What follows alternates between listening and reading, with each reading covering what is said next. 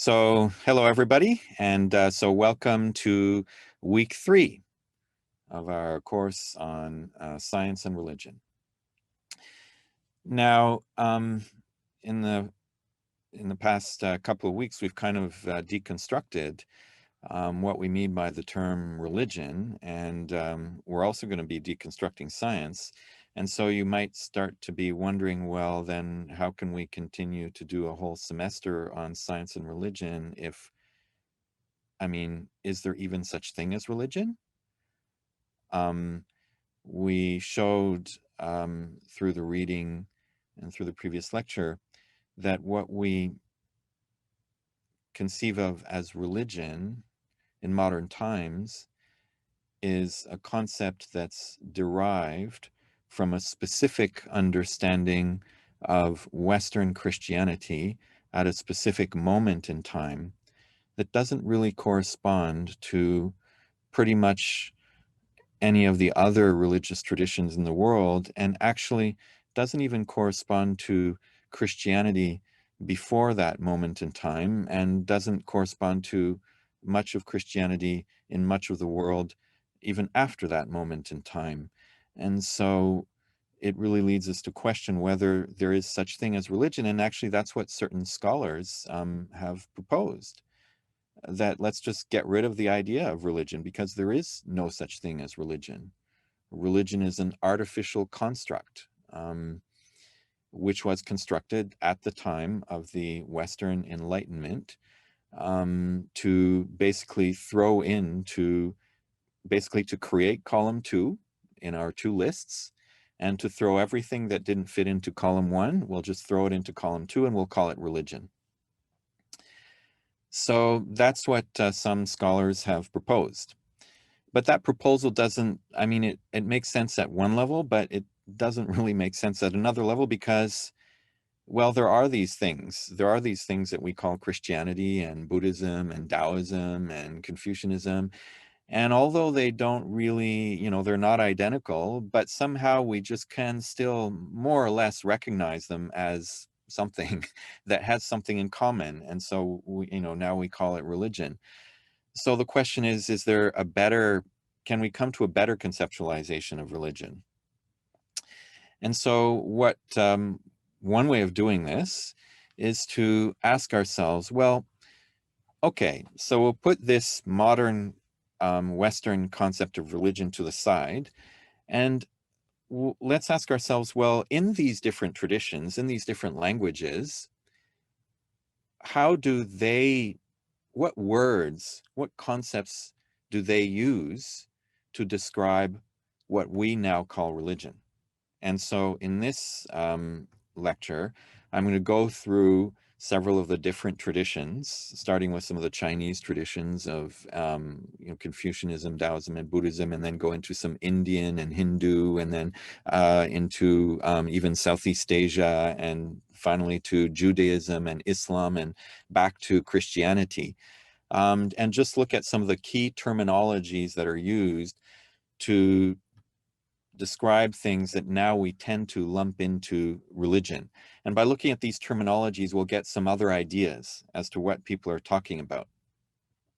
And so we'll look at what do some of these terms, do they have anything in common? And we'll identify a few things that, that we can learn from these terms.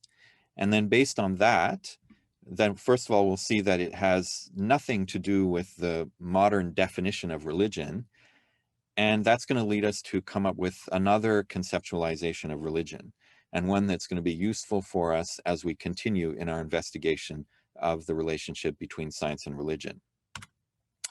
So let's start with a few terms then. And so last week, I already looked at the idea of jiao in Chinese. We talked about the san jiao, the 3 teachings. So here we have the term. So the core of this term is the transmission of knowledge from a master to a student. So that's the core. And if we look at the term jiao on the left-hand side of the character here, we have the notion of xiao, right, of filial piety. So there's really this kind of reverence, right, this filial reverence from the student to the teacher. So we have the terminology here, which it's not about belief in some supernatural entity. It's actually an educational process. And right away we can see that it straddles the first and the second column, right, of our two lists. We saw that in the Sanjiao, the three teachings, well, you teach things that may pertain to deities and gods, but you also teach things that pertain to how to live your life. You teach things about how to deal with social relationships and so on. So this is one of the key terms. And then, of course, in Chinese, we have the notion of Dao, which is a path. So it's about how to go from one place to another. It's about walking, right? And in ancient China, we had many, many different Dao, right? And also the notion, for example, of the Wang Dao, the Ren Dao, the way of kings and the way of humans. So there are different ways that are walked by different people who have different roles or who are seeking after different things. And finally, this concept of the way became expanded to talk about the way of the whole universe, right? And that's the Dao in the sense of Taoism, right? Of Dao Jiao. So here we have way, walking a way, walking a path. Now, what's interesting is that in ancient China, so now we talk about Dao Jiao, Fo Jiao, Ru Jiao, right? Taoism, Buddhism, and Confucianism in terms of Jiao, in terms of teachings. But in ancient China, actually, before that term of Jiao was used, it was Jia, right? So there was the Dao Jia, right? The Fa Jia, the legalists, and so on, the Ru Jia. And so here we're talking about we're talking about, in a sense, okay, so we know Jia is a family, but here it seems to refer to a group of people, right? A group of people. So those who constitute the community or the group of people who are engaged in Dao, and those who are the group of people who are engaged in Fa, in the legalism, and so on. And of course, we know that Confucius, what he was most interested in, or one of the things that he was most interested in, was Li. And now this is usually translated as rites and etiquette. So some kind of ritual and also the way of conducting your relationships with other people. But the origin of the terms was really sacrificial ceremonies of offering gifts to deities. So we actually have a very expansive term here that ranges from how do we relate to deities? How do we, right, what kinds of offerings do we give them and what's the result of these offerings? But while we're doing those, engaging these sacrificial rites with deities, we're also with other people. And so we have relationships with other people as well. And so that leads us to consider what is the general way of engaging in the relationships of society? So here we have one concept that connects everything from our relationships with heaven, with deities, to our relationships on a day-to-day, literally, how do you eat your dinner, right? I mean, it covers everything, so many different types of relationships and how you conduct them. Now, this concept of Li can be in some ways compared to some of the notions that exist in India and the Sanskrit.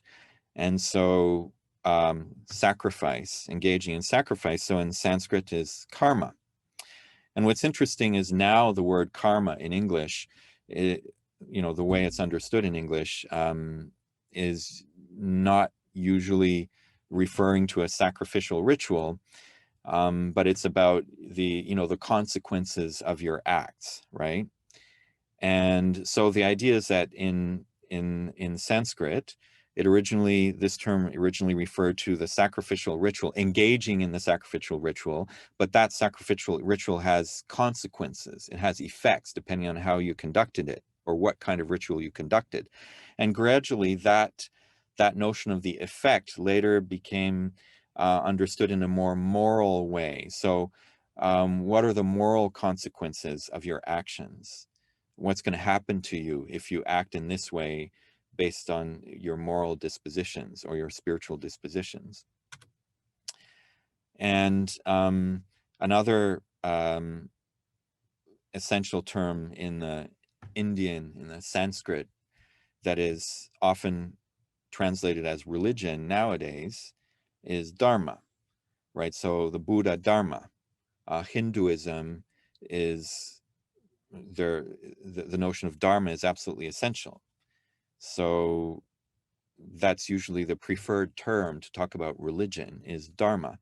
So what is dharma? So many terms, but it usually seems to be referring to principles that sustain the world. Now, dharma translated back into Chinese is fa, right? So we have the Buddha Dharma is the fo fa. And so here in Chinese, this is understood as a method, right? And this method is also the same term is used to talk about a law, right? So, and we'll get back to law and so on a little in a few terms, but now again, to go to the Sanskrit, another term, a Sanskrit term that's used very often in Southeast Asia, actually, to refer to religion is agama. And so here, this is in ancient times in India, this was referred to the notion of tradition, and later to scriptures which have been revealed. So these are scriptural traditions. And in Southeast Asia, this is contrasted to adat, which are habits and customs. So in Southeast Asia, in most parts of Southeast Asia, we have one scriptural tradition, such as Islam or Buddhism or Catholicism, but at the same time, people have what anthropologists call indigenous religions, and these are the local habits and customs, which are actually in some ways similar to what Confucius talked about, because those habits and customs involve both sacrifices to deities, but also how you organize your life, your relationships between other people and the other beings in the cosmos. So in Southeast Asia, in most places, there's both agama and adat. Now then, let's move a little west here, and in the Hebrew, a very essential term related to the notion of religion is covenant. So this is an agreement, a promise between people and also between God and his people. So this notion of a brit, a covenant, an agreement, a relationship, a mutual promise. In the Hebrew language, in the Bible, the term that is often translated into English as religion is another word, which is dat, which means law, decree, and commandment. And we have a very similar notion in Arabic. And so in Islam, the word that in Islam is translated into English as religion is din. And this means law and judgment. So it's very similar to the Hebrew dat. But there's another term, which is Sharia. And originally this means a path, actually the path to the water hole. But later this seems to be extended to, well, the path that God has planned for all of mankind. And so moving even a little further west, so the actual etymology of the word religion itself. So this can be traced back to the Arabic religare, and which means to bind. So to bind together. And so this is extended to talk about the bond between humans and God. But there's also a whole sense of other notions there which involve the conscientiousness, a sense of rights and moral obligation. And so in the medieval French, religion, which is the source of the English word religion, it's that inner disposition of the bond which seems to be emphasized the most. So somebody who is religious is somebody who has piety, who has devotion. So religion is really that inner disposition of piety and devotion. And then when the word comes into the English language, Well, it's a very strong understanding of that commitment, which is to go into religion means to live life under monastic vows. So that's those who were religious were those who actually went into monastic vow, who entered the monastery to become monks. Okay, so we've seen all of these different terms. So, but how is the term defined in the Cambridge Dictionary? It's defined as the belief in and worship of a god or gods or any other system, any such system of belief and worship. Well, what's interesting here is that all of the other terms that we've just went through, well, some of them did mention things that we could call worship, right, such as li and adat, sacrificial practice. So these sacrificial practices, so they could be, they are some form of worship. Some of the terms talk about God or gods. Some of the terms talk about neither worship nor God or gods. And actually, none of them have the notion of belief. But that's interesting because the modern term for religion, in fact, that seems to be the core idea here is belief. So again, this goes back to our two lists.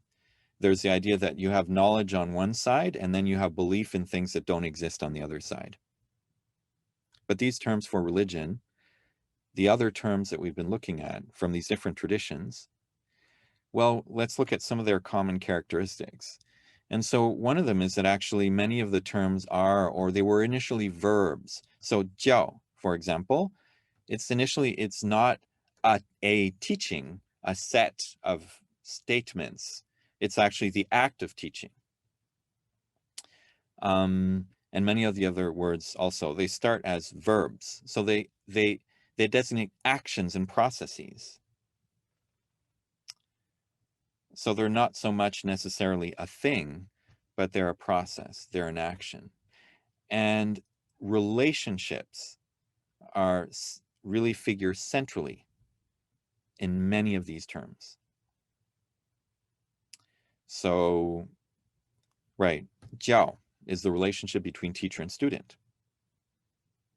Dao, well, it's the relationship between where you are and where you're going. Li, so I talked about that, a whole set of relationships between humans and heaven, between humans and each other.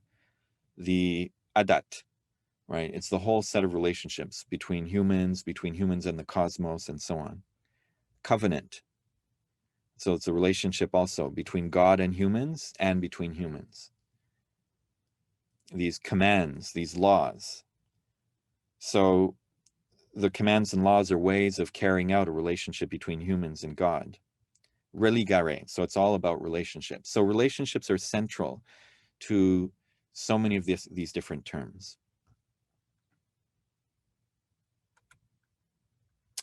And many of these terms relate to collective actions. So these are not simply, or not only, relationship between human and God, but also collectives of humans and God, but also the relationship between these humans.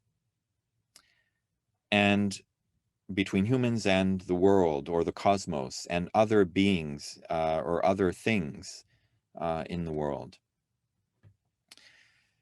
There is the notion of inner dispositions, of inner motivations and attitudes that are associated with actions and conventions. So on the one hand, you have the, let's say in Li, you have the actions of carrying out the sacrifice, but then there's also the inner dispositions, the attitudes that you have when you're engaging in relationships with heaven or with other people. And we have notions of path, way, method, law, or teaching, all of which involve, in a sense, procedures for doing something. And these could either be specific to one domain, or they could be general, they could be encompassing all aspects of one's life. And there's the notion that this path or these relationships are connected to an overarching underlying cosmic order. So these characteristics they don't slot well into the two lists. So for example, relationships with deities, with gods, relationships with human beings, and relationships with the world, the environment, the physical world, animals, other beings. So all of these relationships are actually often carried out in the same activity or with the same set of dispositions.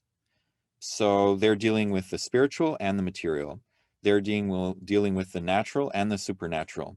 All of these are encompassed in a single cosmic order. So they're not divided according to these two lists.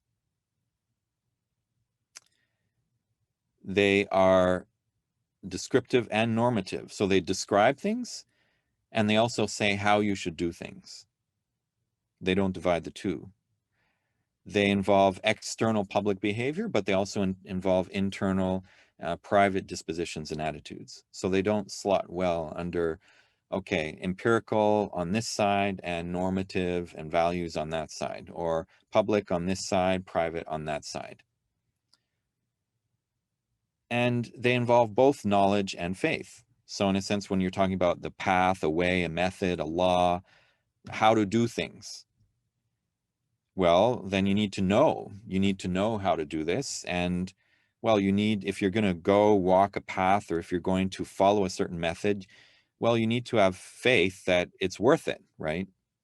So the path or the method and the faith are also interconnected. So, okay. So maybe now you might be, this is just getting so complicated, you might be thinking, it was just so nice when these two lists, they make things so clear. But now we've kind of undermined that, and we've looked into all these different terms for used in these different religions. Well, they have some things in common, but basically they're all different. So it's just a big mess. All right, let's just put religion aside and let's just go to science. Science is clear, it's simple.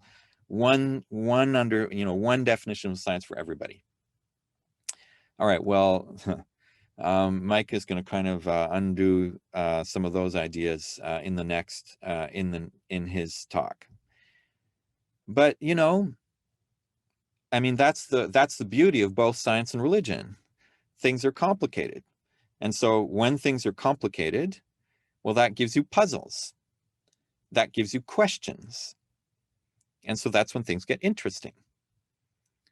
And that's what makes science interesting and fun, and it's what makes religion interesting and fun. So, as Mike is going to show, science is not one simple thing, and it's precisely because of that we can just explore so many different things in science in so many different ways and so many different disciplines. So science is a domain of asking questions. And so we'd like to suggest that religion is also a domain for asking questions. There's all kinds of puzzles and all kinds of questions to ask. And so what kinds of questions is religion asking?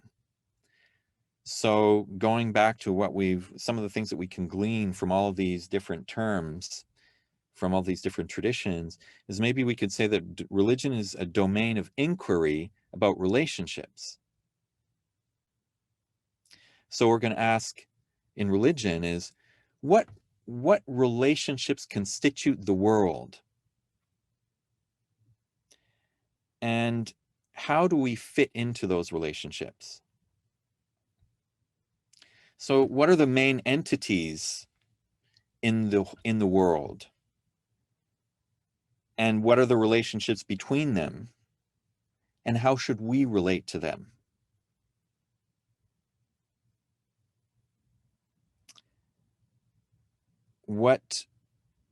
And out of all of these entities, now some of these entities may be physical, some of these entities may not be physical. Some of these entities may be all powerful. Some of these entities may be of little power. Some of these entities may be, you know, these include human beings, these include animals, these include rocks, these include atoms, these include spirits, these include ghosts, these include God, these include forces, these include, you know, anything that you can possibly imagine. So what are the entities that constitute the world, and what are the relationships between them? And how do we fit within them? And how should we relate to them? What kinds of relationships should we have with them? And how should we cultivate them? What are the actions that will, you know, establish these relationships and maintain these relationships? What kinds of attitudes should we have when we're engaging in these actions? What kinds of inner dispositions should we have?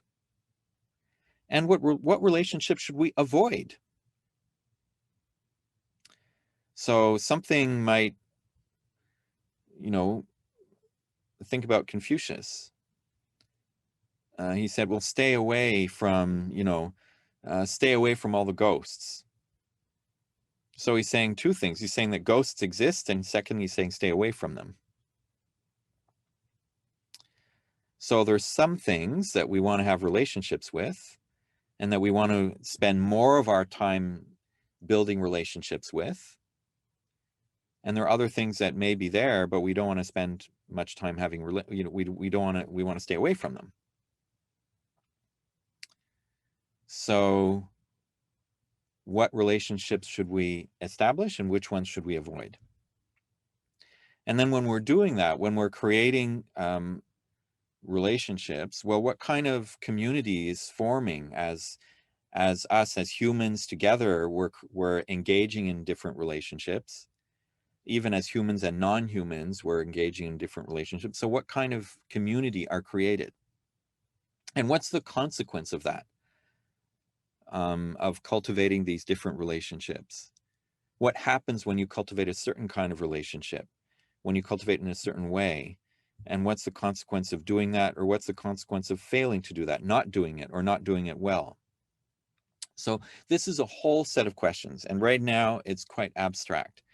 But in future essays and future talks, we'll get into more concrete examples. But there's one thing that's really important here, is different religious traditions emphasize different key relationships, different entities, and you know, which ones are more important, which ones should we relate to. And, you know, in different traditions that could change too. Some entities might become more important or less important. Some relationships might become more important or less important. So, you know, what is more significant? What should be emphasized? This could change within a relationship, and it could be different between different relationships. But regardless, they always engage with humans in our fullness. So as a human being, so these relationships engage me as a human being. They engage you as a human being. They engage us as a collective of human beings. So in other words, they speak to you. They speak to you into, you know, what should you do? What should you do in relationship to other beings, whether they're physical beings, spiritual beings, or however you want, or whatever you may want to, whatever you may see or engage with. And so the other thing then is that, talking about relationships, well, yeah, relationships are, you know, they can never be fixed in stone. In fact, you can never see a relationship in and of itself. So relationships are always dynamic. And so, and people, when we engage in relationships, we're always talking to each other to understand our relationships, to get tips on, you know, from other people's experience on, you know, how do you deal with with this person? How do you deal with this thing? How do you deal with this God? Right? And so people they talk to each other, they share experience, they share advice.